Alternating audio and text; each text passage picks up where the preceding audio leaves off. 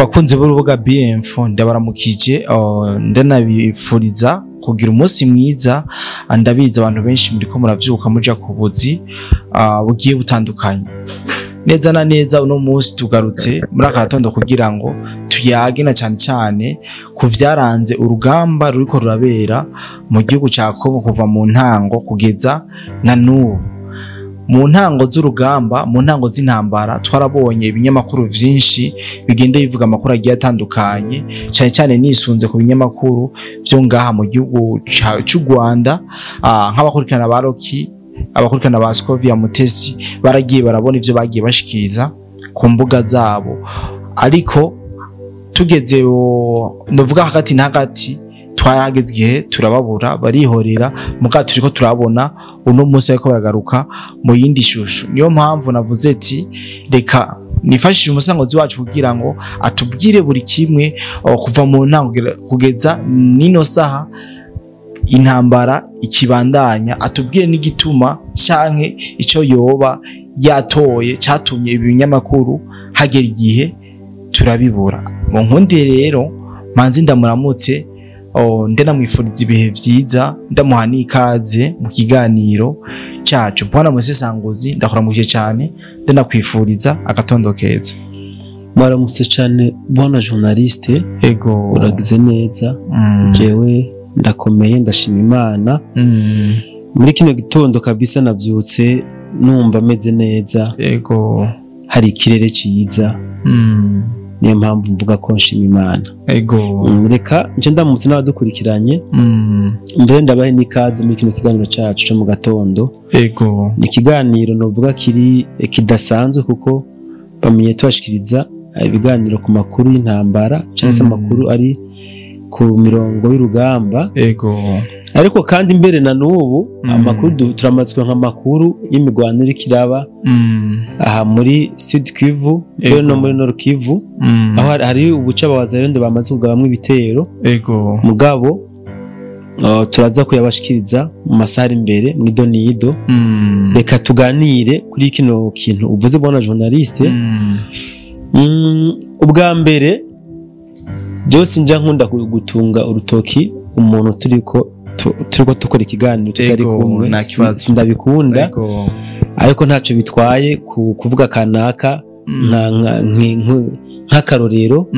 Ibyo niba bisanzwe. Ego bwana journaliste, intambara irategurwa. Ego burya umusirikare nyawe ategura intambara mu mahoro cyane gose. Iyo igihugu gitekanye ata midurumbanyo ihari, burya igihugu kiba ciyubatse neza ku bwabo baba bari ko barategura intambara. Ego niko bimeze.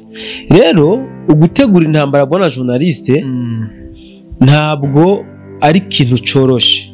Ego ntabwo ari ikintu coroshe kuko umuntu yitegura mu buryo bwose. Dukunze kubona abasirikare baja mu matraining bagakora amakarashishi, igihugu kigagura ibigwanisho bikomakomeye biremereye. Wanashaka mbere bakarondera abahinga mu by'intambara bakaexerisa abasirikare babo, ariko imiteguro ntabwo iba hajya gusa. Ego tuvuge ukibahe bari nukuvuga intambara kenshi ubu intambara z'ubu usanga abari ziba zirimo imico itandukanye. Haba harimo diplomasi bwa mbere. Ego haba harimo itumatumanako ariyo communication, haba harimo ubutasi. Nukuvuga izi ntambara zo gukorana ko ama-infanteri nizo benshi bita intambara mugabo ijya urashobora kuba ukomeye hajya mugabo muri diplomasi ugakubitwa. Ego kandi ukanishwa kabisa. Ibyo turamaze kwibona ahantu henshi cyane gose. Rero iyi ntambara iri kirabera muri Kongo narabivuze kenshi, ni intambara yateguwe imyaka myinshi cyane gose, imyaka irenga 10. Ni kuvuga leta y'u Rwanda yaricaje abatekinisiye, abahinga mu by'intambara, baragira ico bita baraja muri laboratoire baraharura ati tuzokenera amasasu angana uku, tuzokenera amabomba angana uku, tuzokenera inkozi angana uku, tuzokenera amamisira angana uku. Donc ibikoresho byose barepera. Hama abagazi kuri communication rero tuzokenera ibitangazamakuru biza birasasira kugira ngo tureme ubwoba mu bantu, tureme n'ubwoba ku mwansi kubo duhanganye. Ivyo rero nitwabishikako urugamba tuzoba turutsinze. Warabonye yuko turiko tuvugana kuvyitangazamakuru, warabonye yuko ibitangazamakuru vya mbere ku isi byagiye birashikiriza amakuru y'imigwano iri kirabera muri Kongo. Ndavuga vya mbere nivyo mu gihugu cy'u Rwanda cyane gose. Ibyo mu gihugu cy'u Rwanda byaranatangaza n'inkuru itaraba, kandi ugasanga iyo nkuru irabaye, kandi iyo nkuru ikaza kuba bamaze kuyitangaza kera. Bivuze ngo muri plan y'ijya migwano itangazamakuru ryari riri represente. Kuvuga hari ubuseruka itangazamakuru baramuga ati wewe rero tuzokorana uku nuku bizogenda uku, hama uraha amakuru ton equipe. Ico cari kirimo. Ibyo rero bona journaliste ni kimwe mu bintu byatumye ibinyamakuru byo mu Rwanda biduga cyane, bimenyekana cyane. Aha rero iki ndaza kugira icyo ndakivuze ko muri avantage burya nubwo abantu benshi nuvuga babibonyemwo amahinyu ndetse bamwe bakabizinukwa, hariho n'ikindi kintu gihambaye cyane byafashije. Hari ikintu gihambaye cyane byafashije. Uti ni giki bona journaliste? Urabona ijya migwano igitangura za muri Masisi, bitangazamakuru byari bike cyane byavuga ivyo migwano. Iyi migwano irabandanya ija Minova. No kuvuga ko imigwano yegera imbere niko ibitangazamakuru byagiye bivuga vya nkuru cyaguye. Imigwano irabandanya ishika Sake. Ikintu cyarutangaje bona journaliste nuko iyi migwano igeze Sake hariho n'ibitangazamakuru twari tuzi yuko bikorera muri gospel yonyene. Byatangwe gutangaza iby'ijya migwano. Nukuvuga entertainment igisata cy'umwidagaduro muri kajya kanya mu Rwanda carahagaze, carahagaze apera guhungabana gusa. Kuko ibitangazamakuru byose twari tuzi, twaraba kamakuru ya ba Meddy, ya ba Debene, ya Bruce Melody, ugiye kubiraba wasanga biri kuvuga intambara ya M23. Abene gihugu bo mu karere kibiyaga bigari urabumva ikinyarwanda, uri n'abatacyumva baragiye muri alerte, barabona yuko Kongo yamaze gufatwa. Kubera iki? Influence yabije bitangazamakuru. Akamaro rero bona journaliste byagiye kuzina gutanga ibyo bitangazamakuru niko ngomba cininjiramo. Incabwenge zo mu gihugu cy'u Rwanda n'incabwenge zo mu gihugu cy'u Burundi ndetse na Kongo na Tanzania n'Ubugande ndabushiremwo, barashishoje basanga burya intambara iriko irabera ku mbuga gusumba ku rubuga rw'intambara cyane gose. Kuko barashaka kukubwira yuko Goma yafashwe igira ifatwe ubwo. Oya bavuga ko yafashwe bateranegeza no kwegera muri Goma. Abantu rero batangura guhana inkuru cyamara umenga bijya bintu sivyo. Bijya bitangazamakuru umenga biratubesha. Gasinzuza rero ni gihe ari kuhabera imigwano muri Goma, aho twabonye umumenyesha makuru wo mu gihugu cy'u Rwanda yagiye kwerekana intambara live. Ntawe umenga n'umupira. Urumva bijya ntibikunda bona journaliste udafise cover. Bajye bari koragwana batagukavarinze. Ijya ni preverekana yuko ijya migwano bari bayiteguye mu buryo bwose. avantage rero bwana journaliste yabigiye bitangazamakuru byo mu Rwanda uti yabaye yihe haciye havuka ibindi bitangazamakuru byinshi biza kwerekana la réalité y'ibiriko birabera ku rubuga rw'intambara cyane gose aha muri ibyo bitangazamakuru rero duca tuvugamwo byinshi harimo na runo rutangazamakuru rw'iwanyu BF yavutse kubera intambara muri Kongo cyane gose kugira ngo merekane ukuri mumaze kubona yuko ibinyoma ari byinshi cyane turagenda hariho reka tuje na Wakarite TV ntibavuga iby'imigwano irevure bavuga amakuru muri rusange ya politike n'ibiki mugana ntibashobora kuvuga ngo tubeshuze inkuru yashikijwe na banaka utwekane ngene ku rubuga rw'intambara bimeze nabo iyo nzira bayifashe kwera basanze ibinyoma ari byinshi mu itangazamakuru byo ngaho hakujya Kanyaru Akamo TV nawe yaciva muri entertainment ija ku rubuga rw'intambara cyane gose aha turaja ku Umusare TV bari basanzwe bakora amakuru irevure ya politike mugabo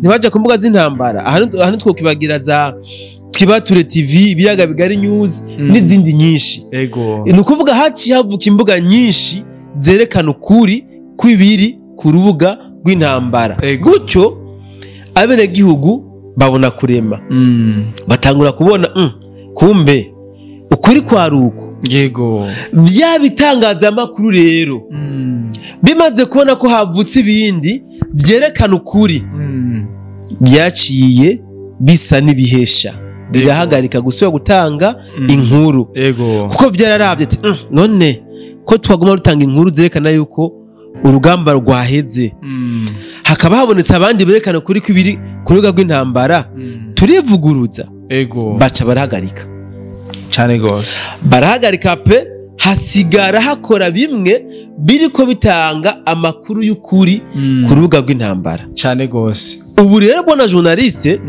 uvuze uti twabonye bagarutse kabisa kandi uburyo bagarutsemo bariko bavuga ukuri guke bareka gushikiriza ukuri kose mugabo bashikiriza ukuri guke barerekana yuko uruhande bari bahengamiyemwo ruriko ruraneshwa ruriko rurakubitwa ku rubuga rw'intambara uti none ibyo bintu bisobanura iki bivuze iki bona journaliste kuba basubiye kugaruka kuvuga amakuru yo ku rubuga rw'intambara je ndabiha inzira zibiri inzira za mbere ni yuko bashobora kuba baremerewe na fan base bafise cyane kababwira uti none ko mutakida amakuru y'intambara intambara yaraheze bimeze gute ko twumva ibindi bitangazamakuru bitubwira amakuru tudashaka kumva uwo menga nawe ubeshi kweka imwe go mutakiduha amakuru meza ubwo ugasanga babaremereye